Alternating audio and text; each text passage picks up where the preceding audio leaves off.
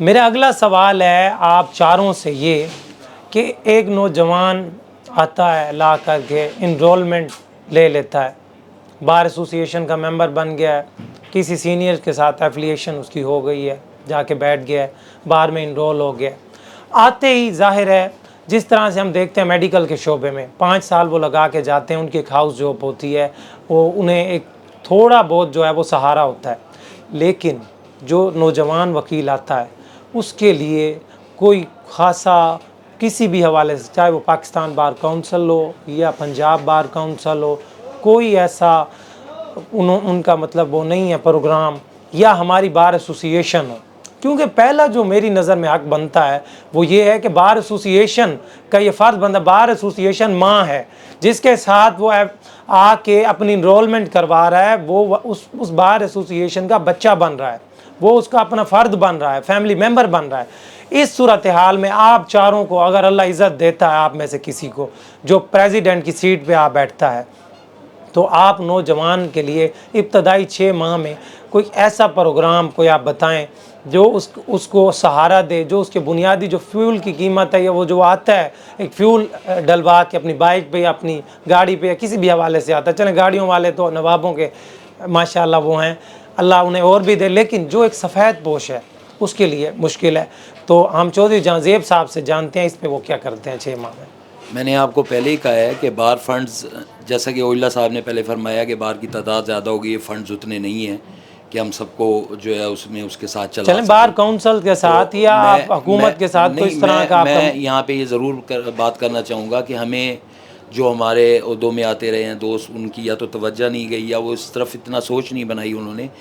हम बहुत से फ़ंड इस बार में से जनरेट कर सकते हैं, यानी रकम से ही हम किसी की कोई वो उन्हें दे सकेंगे ना यंग लॉयर्स को। तो उसके लिए ये इंशाल्लाह ताला मैं इस प्रोग्राम के तवस्सुत से आपसे वादा कर रहा हूँ कि जो यंग लॉयर्स, आप तो 6 महीने का कह रहे हैं, 2 साल का मेरा प्लान होगा कि कम से कम 2 साल तक 15,000 रुपये की रकम हो महाना उस वकील को मिलनी चाहिए एजाज़िये के तौर पे, क्योंकि वो नया नया आता है। और हमारे बहुत से दोस्त ये बात ये ओजला भी करेगा, अफजल भी करेगा, मैडम भी करेंगी। हम जब अर्ली आए इधर कचहरी, 2003 की मेरी आमद है, इसकी एक केस की और सन की होगी, तो जिस वक्त हम यहाँ कचहरी आए तो हमारा पूरा बैच आया था। जैसे मुल्तान लॉ कॉलेज से था तो मुल्तान लॉ कॉलेज का पूरा बैच आया था। तो उस बैच में से 50% से अबव दोस्त चले गए मायूस हो गए कि क्योंकि ये सबर आजमा पेश है।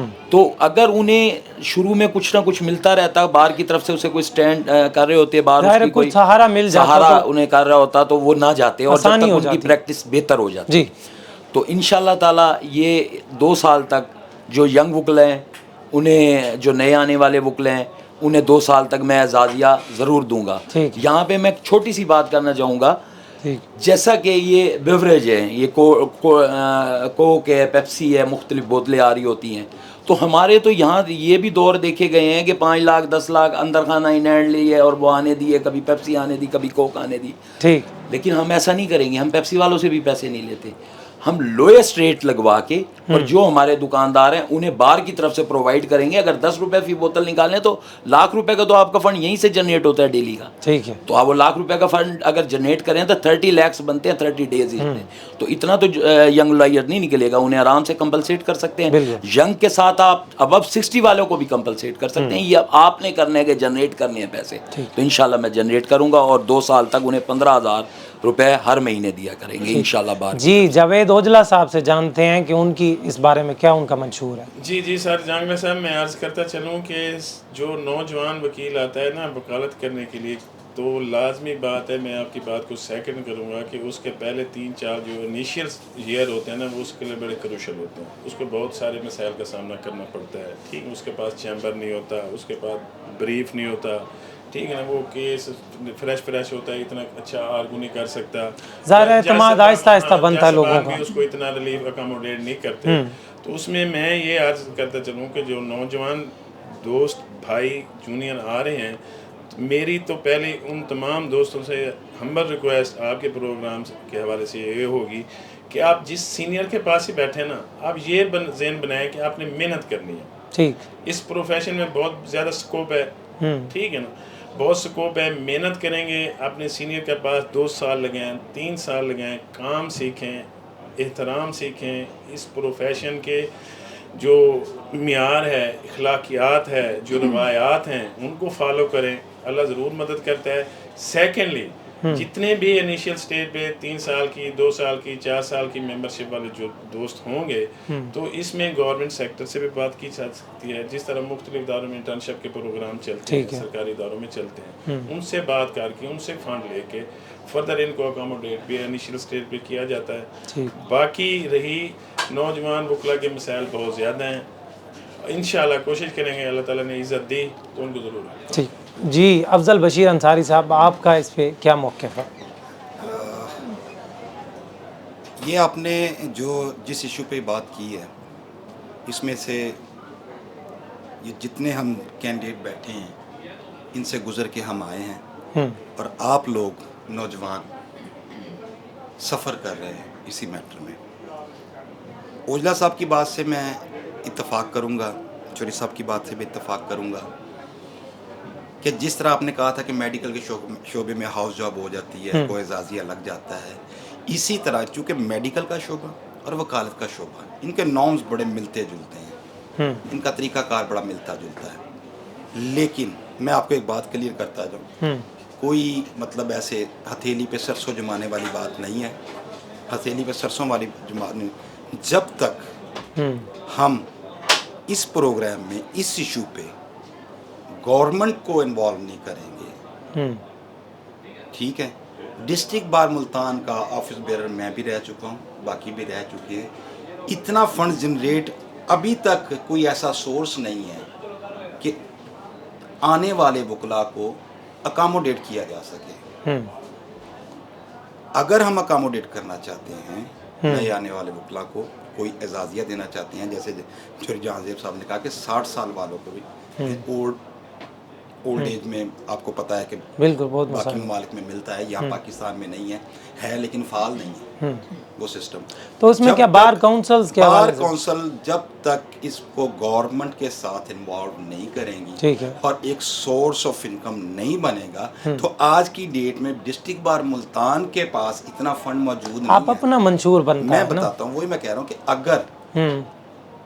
अगर अल्लाह मुझे इज्जत देता है जी, ठीक है। अपने दौर में हमने लिंक लेके आए थे, नादरा का लिंक लेके आए, 1122 का लेके आए, सारा कुछ इस तरह करके आए।